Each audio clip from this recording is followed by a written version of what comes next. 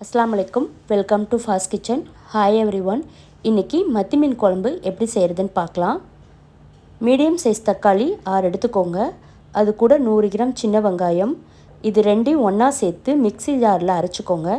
அது கூடவே 5 ஸ்பூன் குழம்பு மிளகாய்த்தூள், 2 ஸ்பூன் மிளகாய்த்தூள், 1 ஸ்பூன் மஞ்சத்தூள், இது கூட புளி கரைசலையும் ஆட் பண்ணிக்கோங்க. இதோட 2 பச்சை மிளகாய், ஒரு பூண்டு இடித்தது. இப்போ எப்படி செய்யுதுன்னு பார்க்கலாம் வாங்க. பேனில் கடலெண்ணெய் சேர்த்துக்கோங்க. கடலெண்ணெய் சூடானதுமே அது கூடவே நம்ம முதல்ல வெந்தயத்தில் ஆட் பண்ணிக்கலாம்.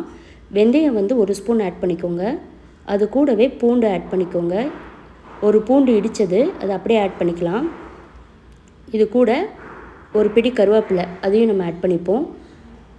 இது நல்ல ஒரு வாசம் வர வரைக்கும் வணக்கலாம்.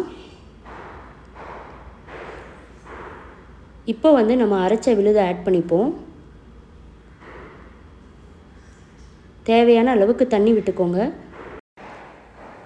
குழம்பு நல்லா கொதி வர ஆரம்பித்ததும் நம்ம மூடி போட்டு அது ஒரு 1/4 மணி நேரம் கொதிக்க விடலாம். குழம்பு கொஞ்சம் திக்கானதும் நம்ம உப்பு சேர்த்துக்கலாம். உப்பு சேர்த்ததுக்கப்புறம் நல்ல இந்த மாதிரி ஒரு திக்னஸ் வந்ததுக்கப்புறம் நம்ம மீனை ஆட் பண்ணிக்கலாம். மீன் குழம்பு பொறுத்த வரைக்கும் நம்ம மீனை கடைசியாக தான் ஆட் பண்ணணும், இல்லைனா மீனெல்லாம் உடஞ்சிரும்.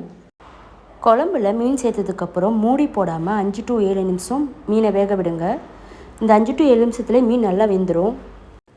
இந்த மத்தி மீன் குழம்பு செய்கிறதும் ரொம்ப ஈஸி, டேஸ்ட்டுமே சூப்பராக இருக்கும். ஒரு டைம் ட்ரை பண்ணி பாருங்கள். பிடிச்சிருந்தால் லைக் பண்ணுங்கள், சப்ஸ்கிரைப் பண்ணுங்கள். தேங்க்ஸ் ஃபார் வாட்சிங்.